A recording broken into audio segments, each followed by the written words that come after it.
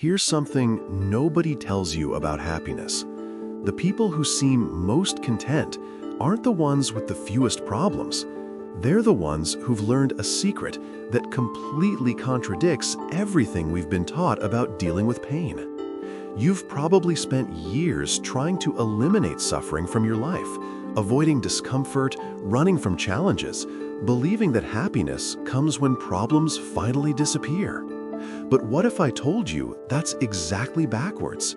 What if the real solution isn't removing pain from your life, but expanding yourself so massively that pain simply loses its power over you? This sounds controversial, maybe even impossible, but stick with me, because you're about to hear an inspirational story that'll flip your entire understanding of life lessons upside down.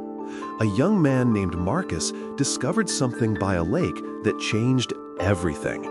And by the end of this motivational story, you'll have the exact tool you need to transform how you experience every single challenge that comes your way. This isn't just another short motivational story about thinking positive. This is about fundamentally changing your capacity to hold life itself. And trust me, once you see what Marcus learned, you'll never look at your problems the same way again. You know what's fascinating about life lessons? We live in a world where a tiny setback can completely crush someone's spirit. Yet, we also see people who face massive challenges and somehow stay calm, even joyful. It's not that they don't feel pain, they do. But here's the thing.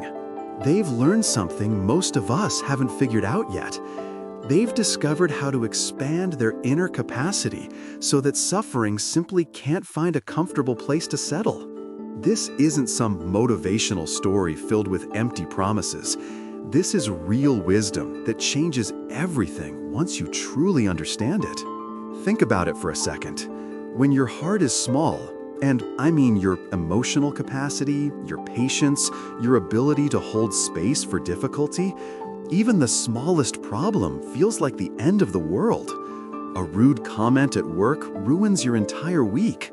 A delayed flight triggers a complete meltdown. An unanswered text message sends you spiraling into anxiety. It's like trying to pour an ocean into a teacup. Everything overflows, everything feels overwhelming, and you're constantly drowning in emotions that seem way bigger than they should be. This is what happens when we haven't done the inner work of personal growth and self-improvement.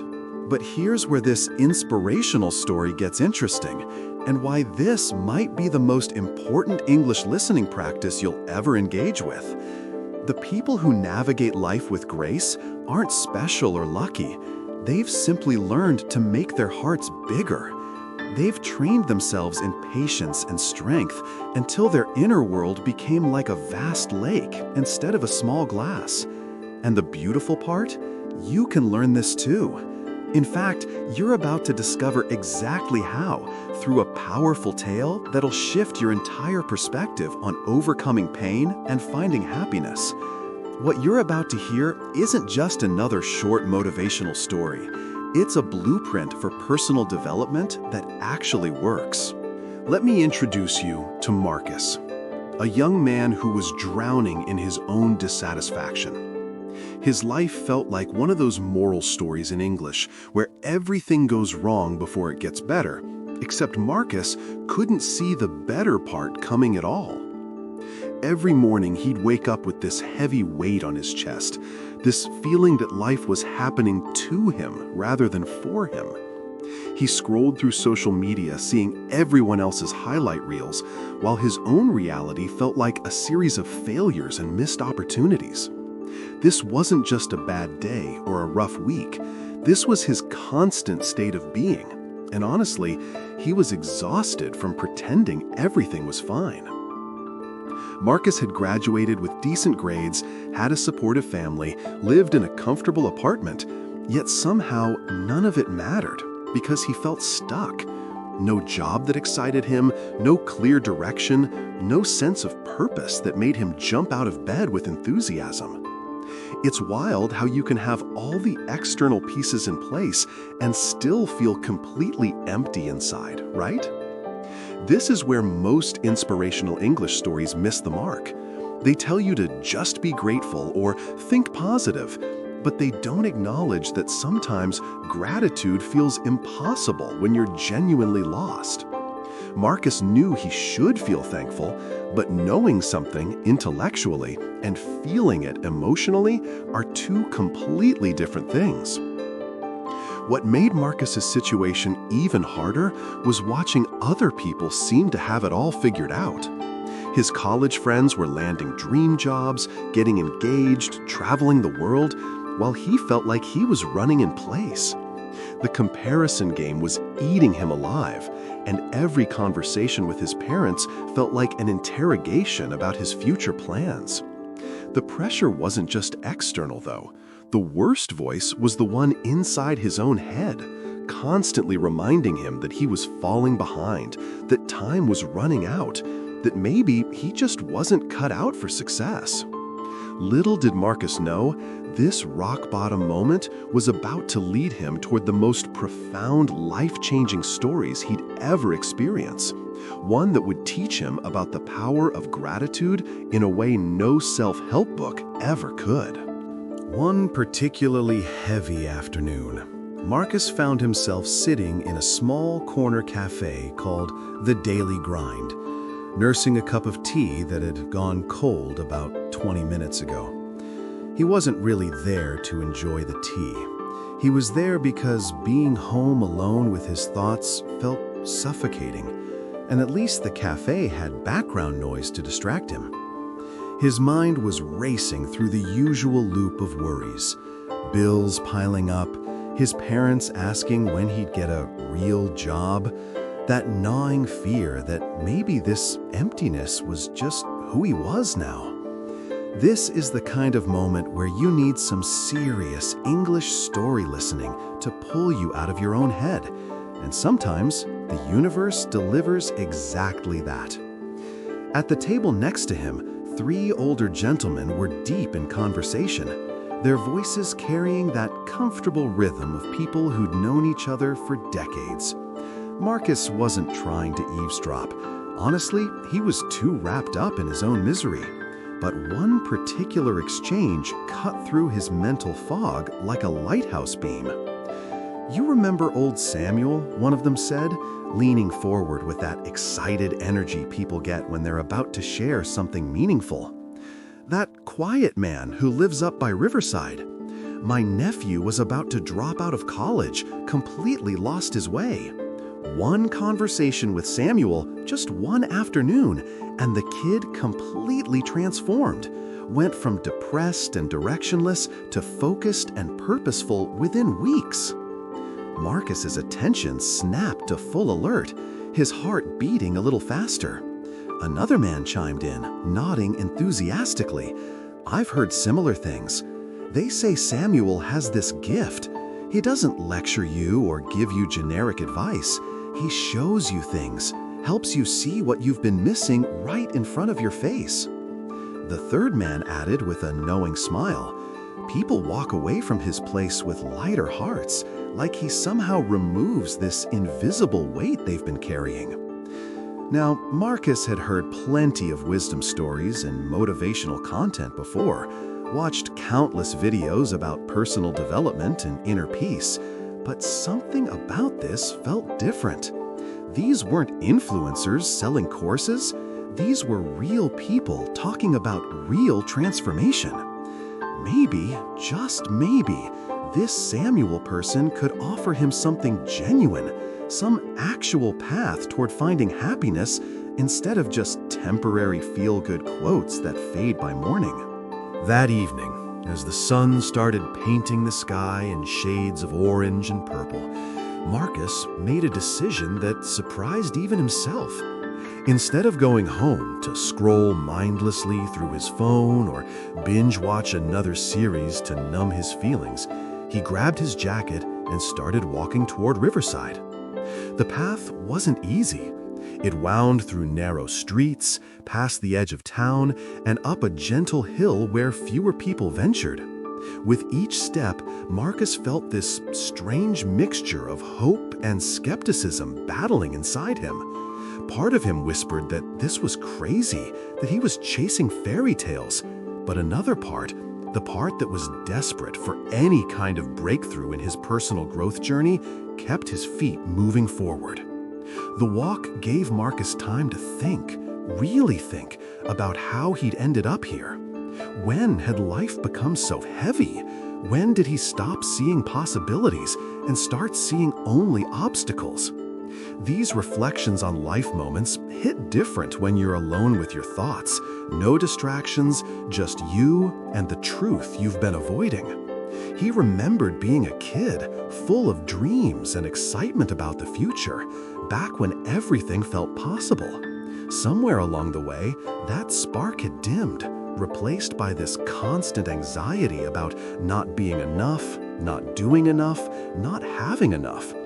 It's wild how we carry these invisible burdens until they become so normal we forget they're even there, crushing us slowly day by day. As Marcus finally approached a modest house with a small garden, his heart started racing. This was it, the home of Samuel, the man who supposedly had answers. The house looked ordinary, nothing mystical or special about it, which somehow made Marcus even more nervous. What if this was all nonsense? What if he'd walked all this way for nothing? But then again, what did he have to lose? His life already felt like it was falling apart, so if there was even a small chance this encounter could bring some clarity, some relief from the constant pain of feeling lost, then it was worth the risk.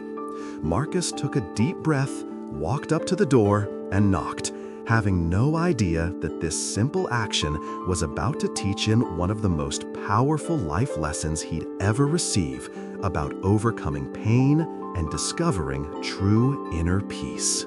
The door opened slowly, revealing an elderly man with kind eyes and a gentle smile that immediately put Marcus somewhat at ease. Samuel looked exactly like you'd imagine a wise mentor to look.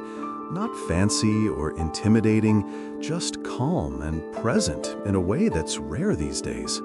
"Hello, son," Samuel said softly, as if he'd been expecting someone, though Marcus hadn't called ahead or made any appointment. Marcus suddenly felt awkward, realizing he'd just shown up at a stranger's house based on Café gossip. But something about Samuel's demeanor made him feel less foolish. "Sir, I heard about you in town. I know this might sound strange, but I really need help," Marcus began, his voice cracking slightly with emotion he didn't expect to surface so quickly. Samuel gestured for Marcus to come inside, leading him to a simple living room with wooden furniture and shelves filled with books, the kind of space that felt lived in and thoughtful. Marcus sat down, and suddenly everything he'd been holding inside came pouring out. "My life feels empty. I wake up every day feeling this sadness I can't explain. Nothing brings me joy anymore. I have no direction, no purpose, and honestly, I'm scared this is just who I am now, someone who can't be happy." The words tumbled out faster than Marcus could control them, months of suppressed pain finally finding voice. This wasn't just about needing career advice or motivation. This was about a deep, soul-level struggle with finding meaning and experiencing genuine happiness in a world that felt increasingly hollow. Samuel listened without interrupting, his face showing no judgment, only compassion. When Marcus finally finished, there was a moment of silence that felt surprisingly comfortable rather than awkward. Then, without saying a word, Samuel stood up and walked toward the kitchen, leaving Marcus sitting there confused and slightly embarrassed. Had he said something wrong? Was this whole thing a mistake?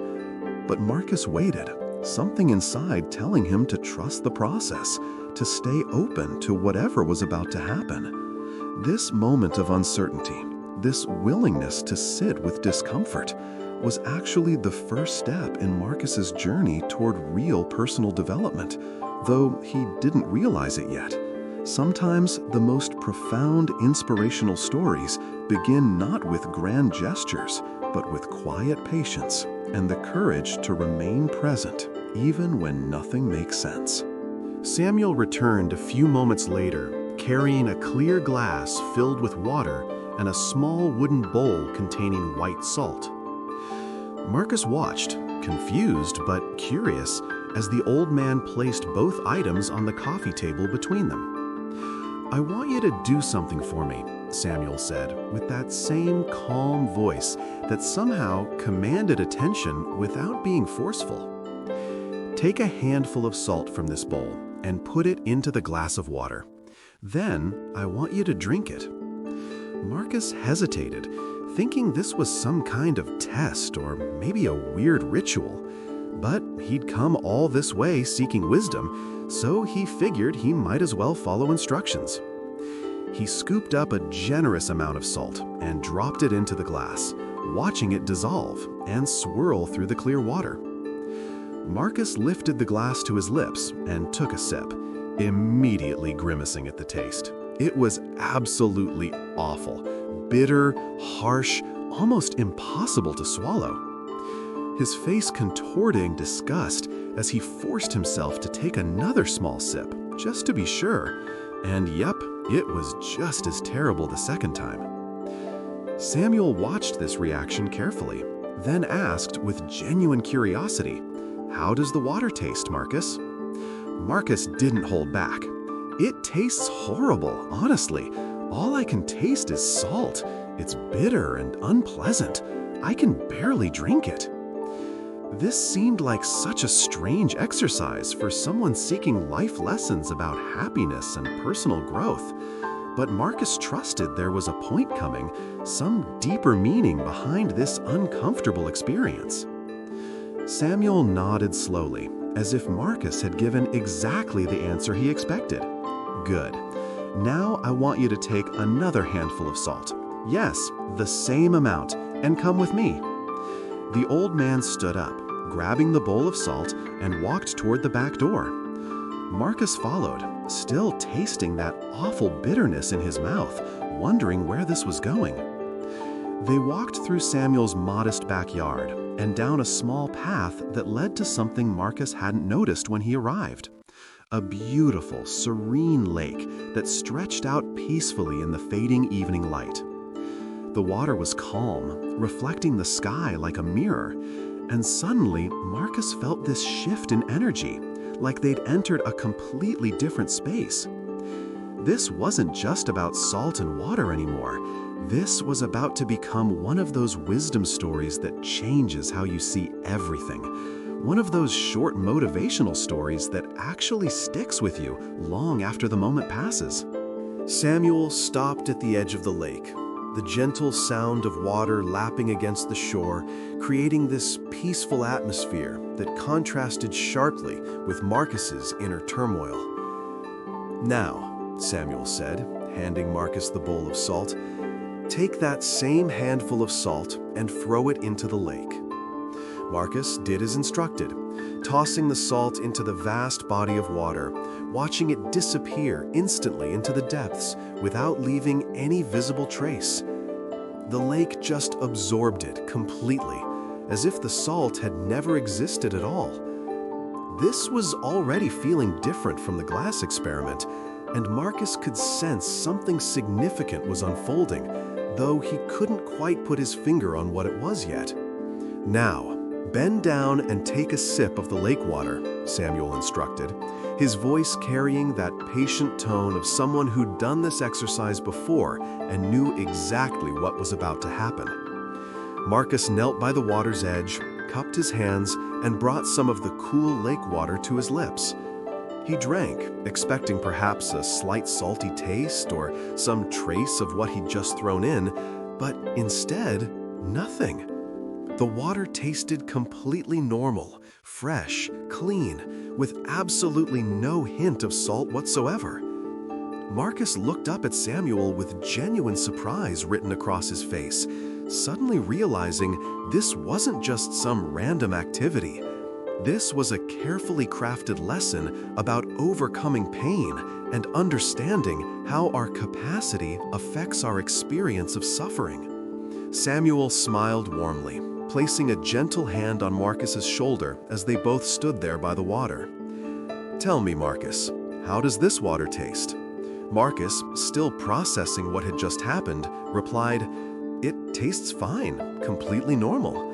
I don't taste any salt at all, even though I just threw the same amount in here that made the glass unbearable." The contrast was striking, almost shocking in its simplicity, yet profound in its implications. Here was the same amount of salt, the same substance that had made him grimace minutes ago, now completely undetectable in a larger container. This moral story in English was unfolding not through complex philosophy or abstract concepts, but through direct, tangible experience that Marcus could feel in his body and taste on his tongue. Something about this demonstration cut through all his mental noise and touched something deeper, something that was about to fundamentally shift his understanding of personal development and finding happiness in life. Samuel kept his hand on Marcus's shoulder, looking out at the calm lake as he began to speak with the kind of authority that comes only from lived experience and deep understanding. "Listen carefully, son, because what I'm about to tell you is one of the most important life lessons you'll ever learn. The pain in your life, all that suffering, anxiety, and sadness you described to me, it's like this salt. It's real, it exists, and I'm not going to insult you by pretending it doesn't matter. But here's the truth that changes everything. The amount of pain stays relatively the same. What determines how much that pain affects you, how bitter it makes your life, isn't the pain itself. It's the size of the container you're holding it in. Right now, Marcus, your heart has become like that small glass. And when your capacity is that limited, even a little bit of suffering makes everything taste bitter." Marcus felt his throat tighten as Samuel's words hit home with uncomfortable accuracy. This wasn't just another motivational story with empty platitudes. This was someone seeing right through to the core of his struggle. Samuel continued, his voice gentle but firm. "The glass and the lake represents your patience and strength, your ability to hold space for difficulty without being consumed by it. When your patience is small, when you haven't done the inner work of self-improvement and personal growth, then yes, small problems will feel absolutely massive. A job rejection feels like the end of the world. A friendship ending feels like complete betrayal. Every setback confirms your worst fears about yourself. But Marcus, you have a choice here, and it's the most important choice you'll ever make about your own well-being and inner peace. You can expand your capacity," Samuel said, sweeping his arm toward the vast lake before them. "You can train yourself through practice and perspective to become like this lake, so deep, so wide, so full of space that even significant pain doesn't overwhelm you. This is what the power of gratitude really means. Not just saying thank you for good things, but developing a thankful heart so expansive that it can hold both joy and sorrow, success and failure, hope and disappointment without breaking. Everyone faces challenges. There's not a single person on this planet who escapes suffering. But the people who navigate life with grace, who seem unshakable even in storms, they've simply learned to make their hearts bigger." Marcus stood there absorbing these words, feeling something shift inside him, understanding for the first time that his problem wasn't the pain itself, but how he'd been trying to contain it in a space far too small, and that this realization was just the beginning of his true journey toward personal development. And that this realization was just the beginning of his true journey toward personal development and discovering what finding happiness really requires.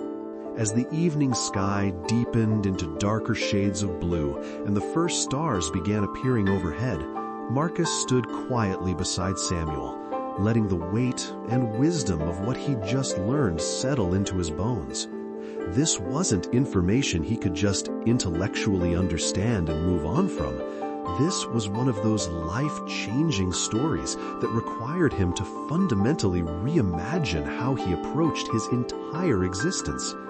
The question wasn't whether he had problems. Of course he did, and he always would. The real question was whether he'd continue trying to process life's inevitable difficulties through the limited capacity of fear, resentment, and self-pity, or whether he'd commit to the harder but more rewarding path of expanding his inner world until it could hold everything without breaking. Samuel's lesson echoed in Marcus's mind as they walked back toward the house. When you focus only on your problems, when you make them the center of your universe, life becomes nothing but pain. It's like constantly tasting that salty water, grimacing at every sip, convinced that life itself is bitter. But what if the bitterness isn't life? What if it's just your small container? This is where most inspirational English stories miss the point. They tell you to ignore your pain or stay positive. But Samuel was saying something radically different. He was saying, feel the pain, acknowledge it, but expand yourself so much that the pain has room to exist without dominating everything. Build patience and strength, not to avoid suffering, but to hold it alongside joy, gratitude, peace, and purpose in a heart so vast that no single emotion can poison the whole. Marcus realized this journey toward a thankful heart and genuine inner peace wouldn't happen overnight. This wasn't a quick fix or a simple technique. This was a complete reorientation of how he related to his own experience.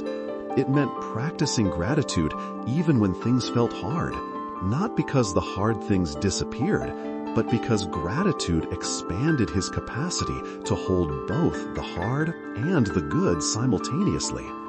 It meant choosing every single day to be like the lake instead of the glass. And here's what made this different from all the other self-improvement content Marcus had consumed. This wasn't theory. This was practical wisdom he could apply immediately. The next time anxiety hit, he could ask himself, am I being a glass right now? How can I become more like a lake? This simple question, born from a handful of salt and 2 containers of water, had given Marcus the most valuable tool for personal development he'd ever received. And something told him that learning to expand his heart was going to lead him toward discoveries about life, purpose, and fulfillment that he couldn't even imagine yet. So here's my question for you. Are you going to stay a glass, or are you ready to become a lake? Because right now, after hearing Marcus's story and understanding this powerful lesson about the power of gratitude and expanding your capacity, you have a choice to make. You can close this video, feel inspired for about 10 minutes, and then go right back to letting small problems overwhelm you. Or you can actually apply this wisdom and start the real work of personal growth today. What would your life look like 6 months from now if you practiced becoming bigger than your pain every single day? What relationships could you heal? What opportunities could you pursue? What version of yourself could you become if you stopped being controlled by bitterness and started building a thankful heart so vast that nothing could make your entire life taste sour? I want you to think about the glass of salt water in your life right now. What's that one thing that's making everything feel bitter? Is it a job situation, a relationship problem, financial stress, or just this general emptiness you can't shake? Now, imagine throwing that same problem into a lake-sized heart. Imagine having so much patience and strength, so much gratitude and perspective that the problem still exists, but it no longer dominates your entire experience. That's not fantasy. That's available to you right now through consistent practice of expanding your inner world. The question is, will you actually do the work? Or will you stay stuck in the same small container, wondering why life keeps tasting bitter?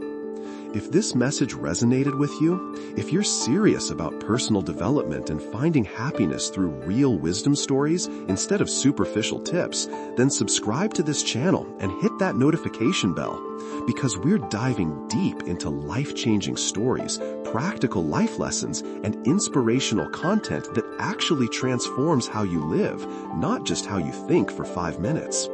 This is English listening practice that matters, moral stories that stick with you, and self-improvement that goes beyond surface-level motivation. The journey to inner peace and overcoming pain starts with one decision: to become bigger than your suffering. So make that choice right now. Subscribe, commit to your growth, and let's continue this journey together. Your future self, the one with a heart like a lake, is waiting for you to begin.